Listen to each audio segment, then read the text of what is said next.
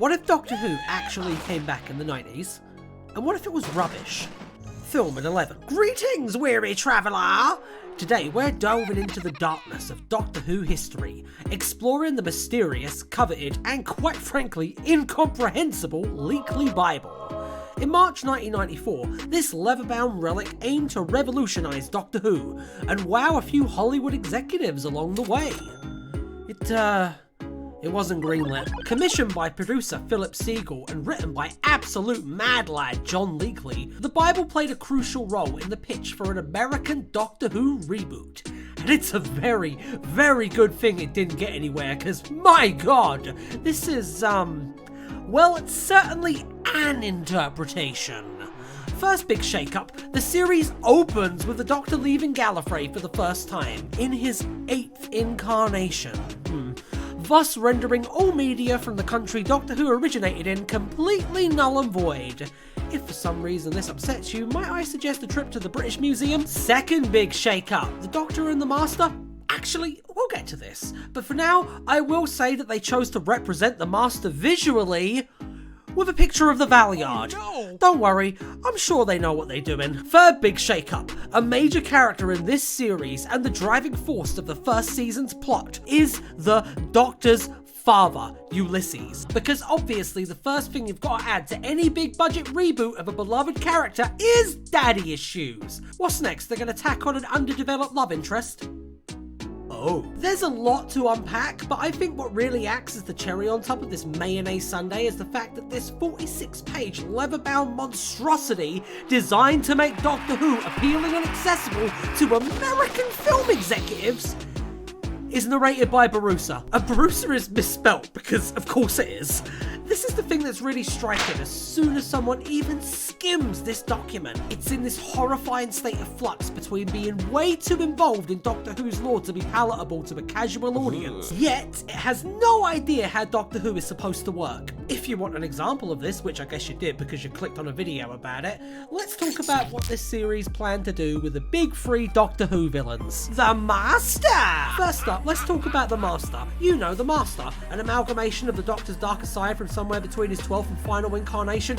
Oh wait, that's someone else, isn't it? Sorry, I only found out what Doctor Who was today. Anyway, here's my 50-page pitch for a reboot. So, just gonna rip the band-aid off. In this reboot of Doctor Who, the Doctor and the Master are brothers. I could go into a million different reasons this idea is the peak of insanity and fundamentally misunderstands both the individual characters and the dynamic they have between each other, but oh my god, it's a spider Dalek! The Daleks! Because you know the original, iconic, perfect design for the Daleks just wasn't 90s enough. Now they look like this. What really bothers me about this, and it's a running theme as we look at this, is the assumption that there's something that needed to be fixed about the Daleks in the first place. Just look at our 2005's first Dalek episode, Treats the Daleks.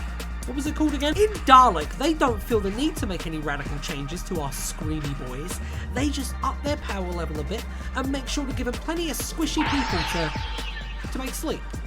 I'm sure they're fine. They're fine, right? The Cyberman! Actually, you know what? We'll get to it. Because right now we're going to talk about episodes. So basically, Segal and Leekly decided to go for a greatest hits approach to this take on Doctor Who.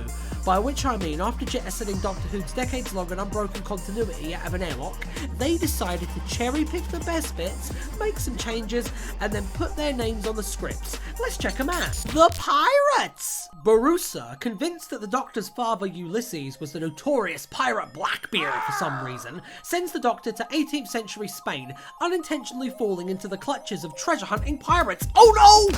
So, the Doctor beats up the pirates and confronts his dad, but then Papa Who vanishes. Sorry son, I know you're on a quest and stuff, but us actually talking is Act 3 material, so bye! way. It's the smugglers with a bunch of story art taped to its bum, basically. Oh god, this isn't going to be a pattern, is it? The talons of Wang Chiang! TARDIS lands in contemporary New York City, where mysterious murders linked to the deadly Black Scorpion, led by Wen Chiang. I've heard this one before. This one's pretty much a straight remake apart from a setting update. Hopefully less racist, but then this is the era when the story was considered an unassailable, flawless giga classic. So, Earthshock! Okay, it's time to talk about the Cybs.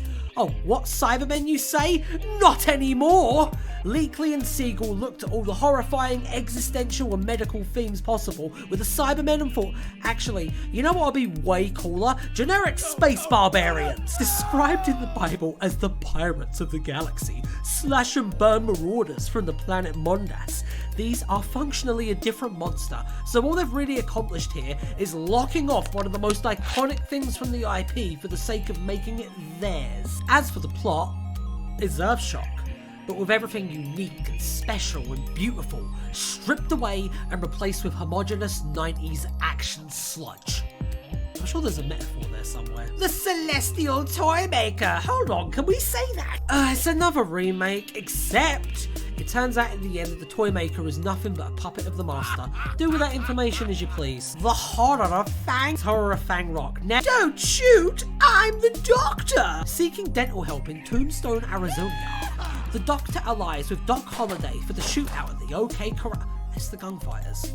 I actually really respect the fact that they were going to try and pull up a pure historical, to be honest.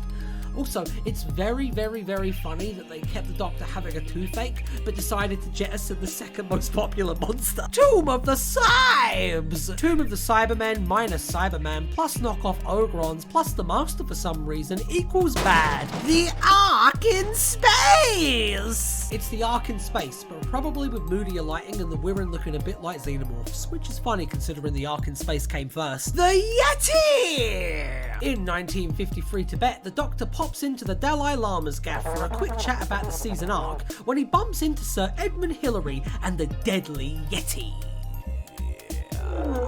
After a bit of tussle, it turns out that the Yeti are Neanderthals, so the Doctor has a bit of a chat with them and then everything is fine. No, really, that's how it ends. Honestly, would have liked to have seen this one because it's at least an original idea and oh god, this Bible is destroying my standards. The journey through the bizarre and misguided world of the Leekly Bible leaves us with a sense of relief that this was loaded into a cannon and yeeted into the Mariana Trench. It's a haphazard concoction of questionable decisions that fundamentally misunderstands the essence of how who do. From the unsettling reinterpretation of the Doctor and the Master as brothers, to the drastic alterations made to iconic villains like the Daleks and the Cybermen, the Leekly Bible appears to be an attempt at reinventing the wheel by making it so that every time the wheel turns, a parasitic wasp stings you in the eyeballs. Moral of the story, never, ever, ever, ever, ever, ever, ever give Doctor Who to a big American film studio. Oh. But what if none of this matters? What if Doctor Who is just a rip-off of an obscure French science fiction novel from the early 20th century? What if we had a video about it? A video that you could watch by clicking on this box? Wouldn't that be something? Bye!